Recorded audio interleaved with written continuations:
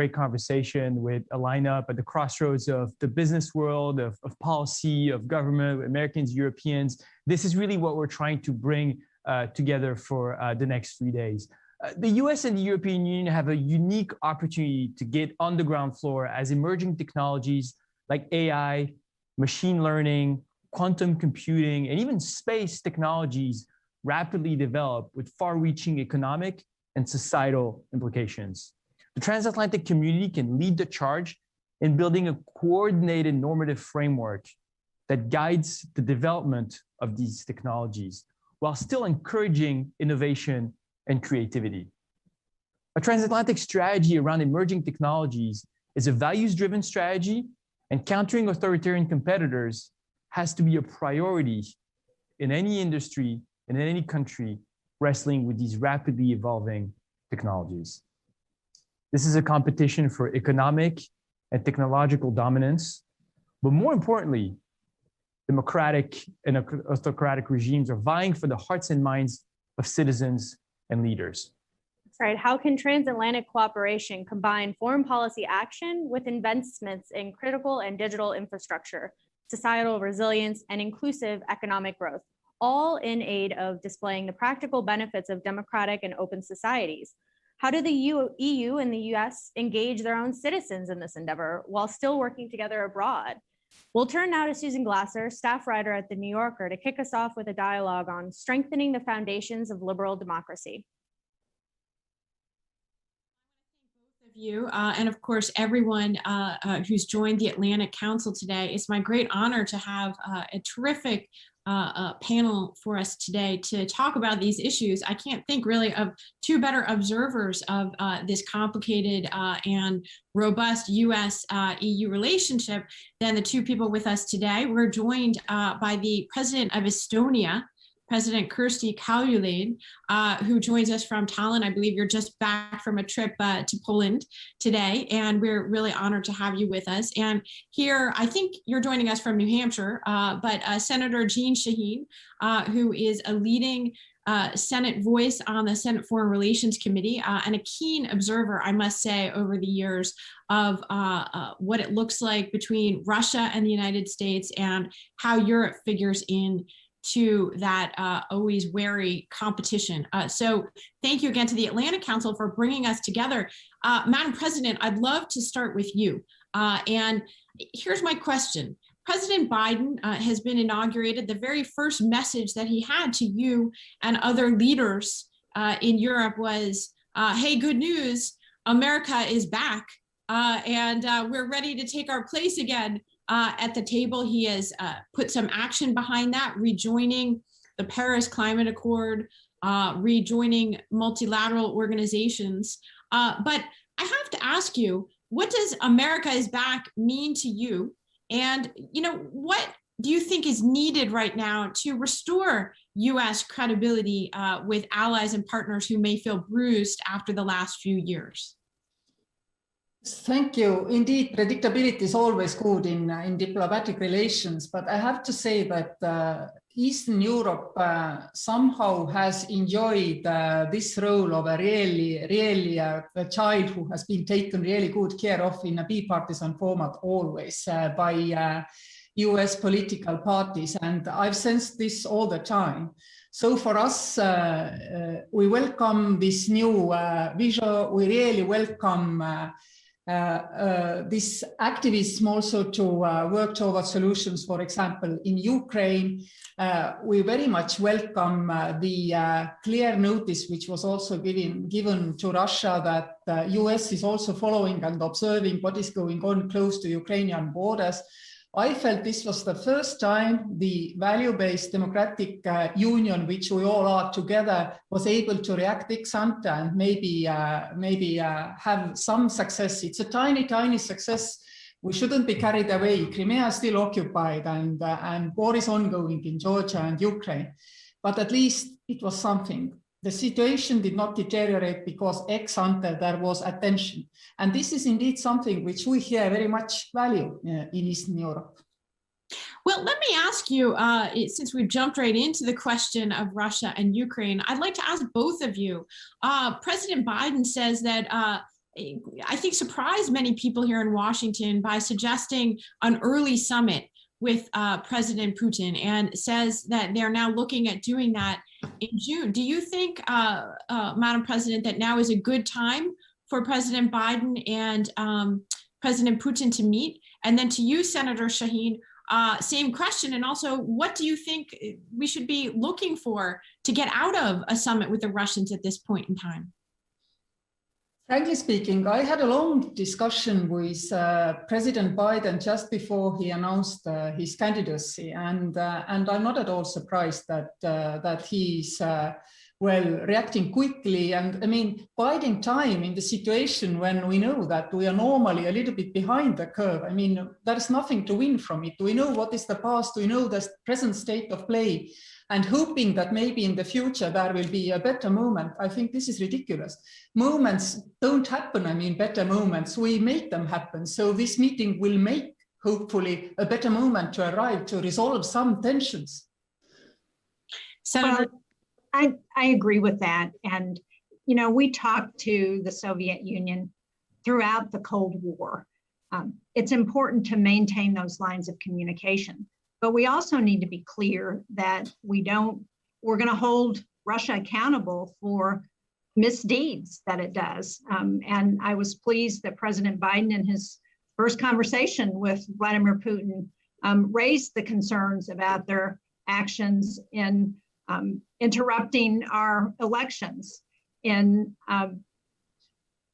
their disinformation throughout and trying to disrupt activities in Eastern Europe, their efforts to put bounties on our troops in Afghanistan. He was very clear. And then the issuing of sanctions very early in his 100 days, so that Putin is clear that we are going to be watching what Russia does. We are going to look for ways to hold them accountable, but we're going to talk at the same time.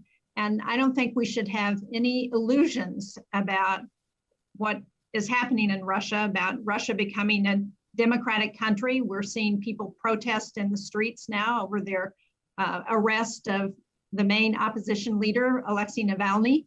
And we know what's happening in Russia, but we don't want to end all communication with the country. And so let's do the summit. Let's start talking. And you know, one of the advantages, as you're going to be talking throughout this forum, is that we have allies in the United States. And the EU and our European allies are our strongest allies. And that presents a united front to Russia. Can I ask you though, Senator, what do you think that President Biden, what is even on the agenda at this point with Russia in terms of constructive cooperation or something different? I mean, this is the 5th US president that Vladimir Putin is dealing with. He's been around this road before. He craves the attention and legitimacy that superpower symmetry gives him at a moment where, you know, that in and of itself appears to be something that Biden is giving to Putin. What is it that he should be looking to get in return? Well, I'm not sure that getting something in return is realistic for an initial summit. I do think, you know, we just extended the New START agreement, talking about where we are with denuclearization and with the military buildup that Russia's doing of their missile capacity and other activities that Russia is engaging in countries, particularly in Eastern Europe. I know that the president can talk about what she sees in the Baltic countries, but making sure that he knows what our red lines are. That's very important. We don't want anybody to miscalculate what we're going to respond to and take an action that is going to prompt our reaction in a way that is going to escalate a situation. So those are the kinds of things I think we ought to be thinking about for that summit. So President Kaljulaid, to the question of what is it that you see Vladimir Putin doing right now, you made the point that the troops have withdrawn from the border, but the conflict continues in Ukraine. Can you give us your best understanding of what you think Putin was doing by sending more than 100,000 troops to the border of Ukraine? And was that a message to the new president here in Washington? It's a pretty expensive way to get attention. It costs a lot of money to send 100,000 troops anywhere in this world. So what was going on there, and what do you think we should draw from what's just happened? I don't think we should join the guessing game, what was going through his mind, frankly speaking. What I think is that we need to understand that during the last decade, probably also Russia has realized that with economy in bad shape, with bad demography, it is morphing from a global power to a regional risk to European neighborhood.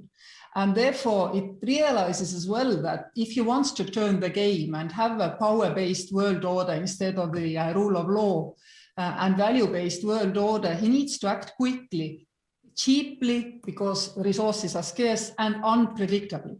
And this is what he's been doing. I mean, Salisbury, totally unpredictable, for example.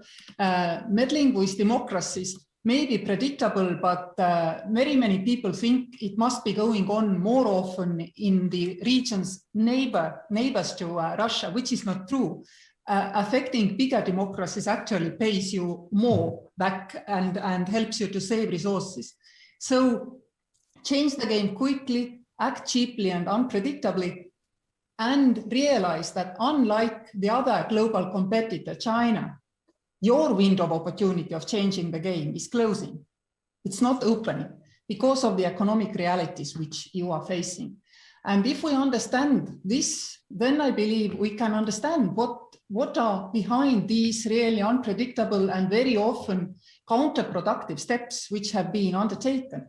Because if you think in 2008, 2014, there was a certain logic. 2008, Russia attacked Georgia. European and general Western reaction was relatively weak. They made the calculation that going after Crimea is probably safe. However, we recognized it. After Ukraine, we've had a lot of strategic patience, and I think we should continue having strategic patience. Hence, our red line in Ukraine, which is not only don't occupy Ukraine, but don't try these kind of tricks further in Eastern Partnership countries. This has helped. Now, what could we do to make our point stronger? We could actually say that despite the fact that you have partially occupied Georgia and Ukraine, if these countries, make good progress in developing the rule of law, they could have the European perspective, and they shouldn't be dropped by West like hot potato just because you have beaten them. And if we can get this message through, I believe we have broken this chain of we act and you don't react. This is one thing which we need to understand. And second thinking is indeed that these small elements of trying to break our unity, we see it all the time. For example, forwarding the message that Finland and Estonia have different risk perception vis-a-vis Russia. Not at all true. If you read the documents of two nations, exactly the same. One is NATO member, another isn't, but there is a total understanding between the two of us. What actually is at stake. So we need to think always that what Russia will do next, explosion in Czech Republic, whatever, we don't know. It will be small and it will be meant to create this confusion, which we don't understand.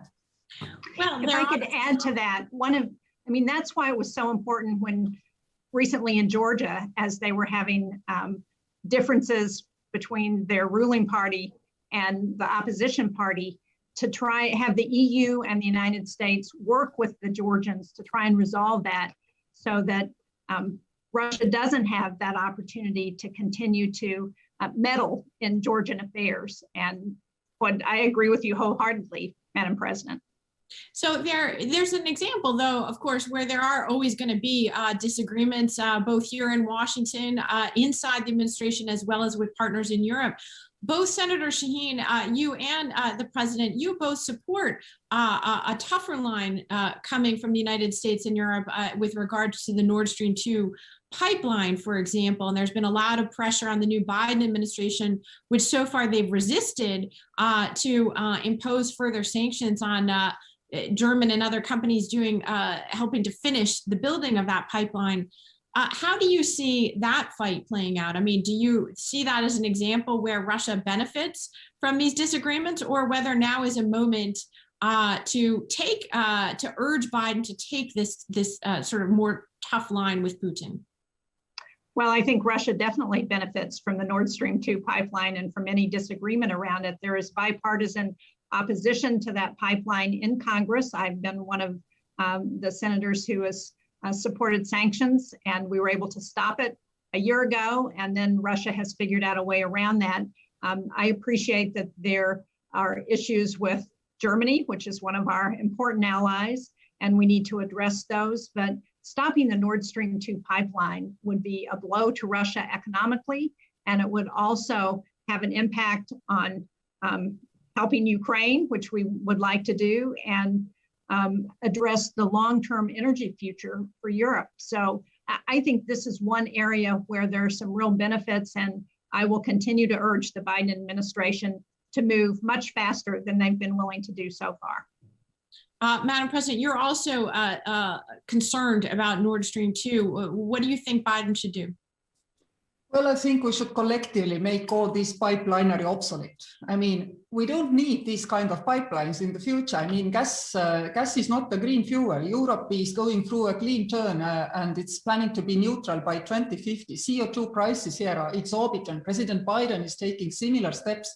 What we should do, we should fast forward our ambition. And I was just in Poland and we were discussing Baltic Sea offshore grid. I think we should also discuss smart connectivity, which is one of the themes of the Three Seas initiative, which the US has always been a very active participant. We can connect, for example, all Eastern European countries with smart roads, smart railways, also make sure that they are efficient and energy efficient. Also, we need pipelines not for gas, but for hydrogen. All Eastern European pipelines are totally unsuitable for hydrogen transport because their quality is the old Soviet quality. It's absolutely not suitable. So there are many things which we could do to help also Ukraine. And I know that, for example, Ukraine is not part of the Three Seas initiative, but the projects of the initiative can also have one end in Ukraine. And if we are successful in proving that through the Three Seas First Fund, that this private-public partnership model where we both invest and contribute, European Union, US, I think this is actually the biggest ongoing EU-US economic development program right now. We could create a special fund to invest more in Ukraine, other Eastern partners, and also the Balkan countries to also push off predatory capital coming from wherever, and Russia is not the only one there trying to invest and gain influence. So we have many things which we could actually do to make sure that Ukraine will not miss this gas transit in the future. Nobody in Eastern Europe should miss this gas transit. And we have ample opportunities also to use digital technologies, smart links, smart opportunities. And I would like to add one little element here, which was discussed between US, Australia, Japan, others, the blue dot. I don't know whether you are thinking of continuing with this trademark or rewording and rethinking this idea. But we need not only smart, but safe connectivity, safe technologies. And by the way, we are organizing in Tallinn in September a conference on smart connectivity of the Three Seas nations. And we want to revive the discussion about safe technology there as well. So you're all very much invited to Tallinn to discuss this, how we could reshape Eastern European economic future, create a model to reshape also the Eastern Partnership economic future, and as such, render Nord Stream 2 totally obsolete. My guess is that everyone listening to this is so eager to go anywhere in person. They will all be showing up in Tallinn in September now that you have invited them. But you actually have been traveling, and I want to change just a little bit. I want to ask you, because you recently went to Afghanistan to visit the Estonian troops who've been there. Estonia has been part of the US mission in Afghanistan for this incredible, no one expected 20 years of NATO presence in Afghanistan. President Biden has said we're withdrawing. First of all, do you agree with that decision? And how concerned did you come away from your trip being in terms of whether the government in Kabul can stand up to the Taliban after this US and NATO withdrawal? To a certain extent, I believe none of us wants NATO to turn into United Nations mission type of mission provider. We have in UN, for example, the Lebanon mission is 50 years old. It costs $1 million per day to run, and is a major income source for the countries where it is located. So in this sense, I totally understand what we are doing coming away from Afghanistan. Estonia has been there since 2003. So a whole generation almost. And when I was talking to civil society in Afghanistan, then of course they are very worried because they have seen that our presence there and the fact that the country is not ruled by Taliban means that instead of only 1 girl per 5 boys goes to school, now the ratio is 1 to 2. The women dying in childbirth, the number is 3 times lower. It is still almost the worst in the world, but 3 times lower. And I was talking to the chairwoman of the Midwives Society there. They have 34,000 midwives, 6,000 only are needed because many people simply don't allow women to go to the doctors. So it's that simple. All these positive developments are because we have been there. And even if we have lost quite a lot of lives, Estonia per capita also has. I was happy to discuss with our soldiers who are still there that we have probably saved a high number of lives or made lives better as well. So we definitely need not abandon Afghanistan. We need to find other ways and means to support them. And the government was optimistic. They can hold Taliban at bay, but only if also in the whole region, we can organize discussions about the safety and the guarantees for Afghanistan Islamic Republic. Senator Shaheen, you've been one of the most vocal Democrats who've raised concerns about President Biden's decision. So first of all, what is your current level of concern about whether and in what way the Taliban might end up toppling the government in Kabul? And related to that, this was a unique mission for NATO, essentially to say not that we were attacked, but that when the United States was attacked, we were all attacked. Do you think anything like this will ever be possible again, in terms of the mission of NATO? And is that a success in your view, or is it a failure? Well, I think it's a success. I think our NATO allies help to give us strength as we're looking at our adversaries around the world. And I certainly appreciate, as I know all Americans do, the support from our NATO partners like Estonia and those troops who have gone to Afghanistan and served right alongside American troops and have fought and died together.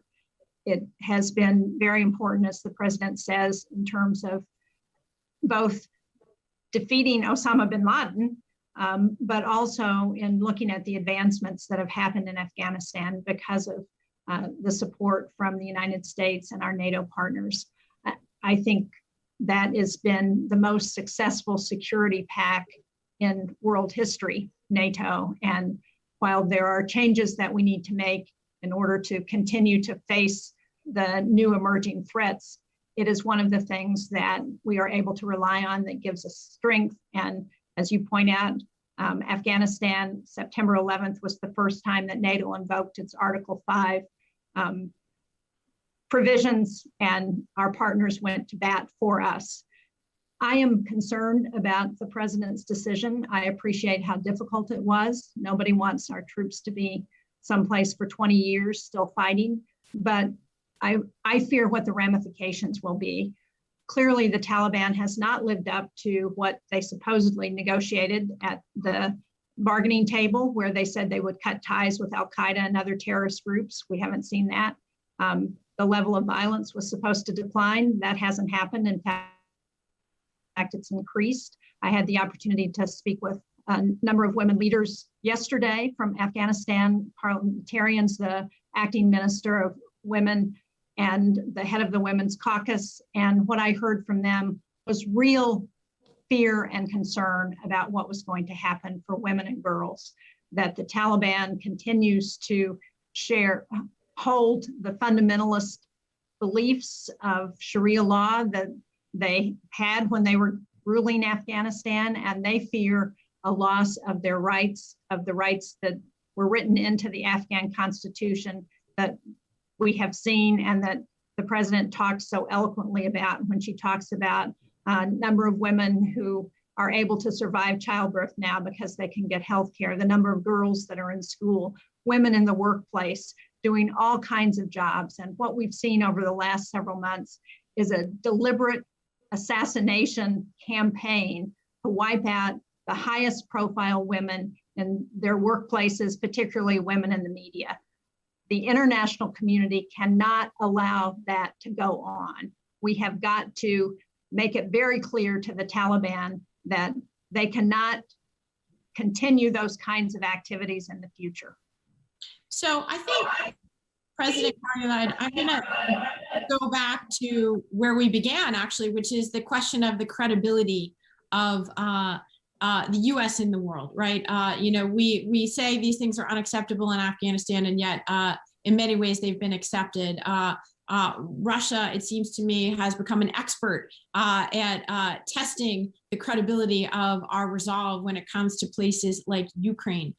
President Biden often now frames his foreign policy and even his domestic policy around the contest between autocracies like Russia and China and democracies. He's proposed a summit of democracies. Do you think that is a good idea to have a summit like that? What would you do with European countries that are backsliding democracies? And how do you think Russia looks at all of this? I truly believe that through this pandemic, we are coming to the world where we realize that, for example, there is urgency in our climate action. There is also urgency in helping women, children, adolescents, which UN is putting quite a lot of emphasis upon. And particularly in this first element, saving the planet, many people would say that democracy is not delivering because the process is very slow. And I think, therefore, it's very important for us to demonstrate that the true advancement of humankind can only be delivered by free people, because free people only are creative.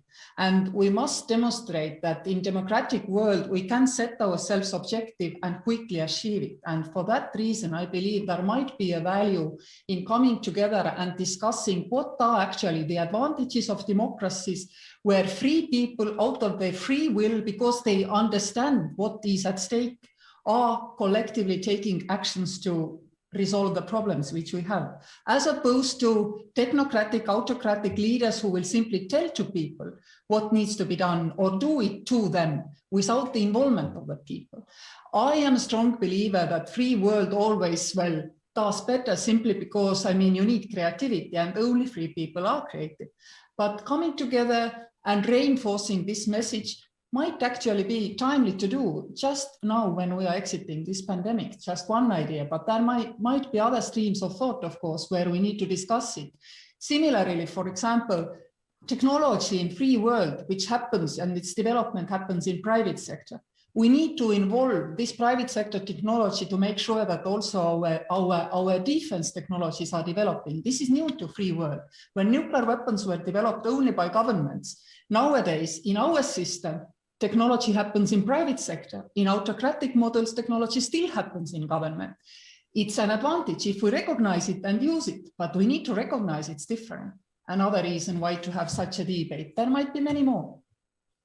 Well, you've brought up several times the issue of climate change and how it might figure into a kind of reimagined US-EU relationship. And so actually, Senator Shaheen, we partnered with the University of New Hampshire in your state to get some questions here in the short time we have. And one of the best ones was around exactly this issue from Marina Cardoso-Villanavaz from UNH, who actually asked, now that climate change and ambitious goals related to climate change are part of the new president's administration, how could that factor into our diplomacy in a way it hasn't before? We tend to think in more traditional security terms. I'm just curious if you want to expand as a final word in this conversation on the president's points. Do you see a role for climate change diplomacy in confronting Russia? Well, I do. And I think not just Russia, but in terms of, as her question asks about all of our diplomacy, one of the things that I have signed up for with Bob Menendez, head of the Foreign Relations Committee, is legislation that would coordinate in all of our foreign policy a focus on climate, what we need to do to respond to climate change. So how do we ensure that that's part of what we do through USAID, through the Development Finance Corporation? And we know that Russia is heavily dependent on fossil fuels. And it's not only for their own energy, but for their revenue, for what they count on in terms of the dollars they have to spend. And so if we can help those countries like Ukraine, those countries that have been cut off by Russia, to ensure that they don't have to depend on Russia anymore for their energy, then that gives us some leverage with Russia that we haven't had before. Plus, it helps us as we look at what we need to do to respond to climate change. So I think looking at all of the ways that we can infuse our foreign policy with those climate responses is going to be very helpful, not just with Russia, but in terms of other things that we have to do. Well, I wish we could keep going because there's obviously a lot more we could discuss. What a fantastic conversation. We're really honored that President Kaljulaid has agreed to join us from Tallinn today, and Senator Shaheen from the great state of New Hampshire, and all of you for listening. I'm going to go back to the team at the Atlantic Council now, but I want to thank everyone for this really thoughtful and provocative conversation today. Thank you again. Thank you. Thank you very much, and welcome to Tallinn and to Lennart Meri, and also why not to the digital summit discussing the blue dot future and smart connectivity being safe as well. So thank you all. You're going to have a lot. I hope I can get there. I hope so too. Bye. Thank you. Bye. Thank you.